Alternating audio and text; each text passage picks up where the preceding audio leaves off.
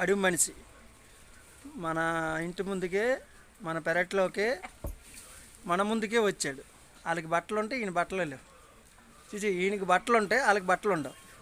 చూడండి, ఏదో ఒకసారి అరుణానా. ఓహో ఓ భర్త కష్టపడుతుంటే భార్య చూడలేంది.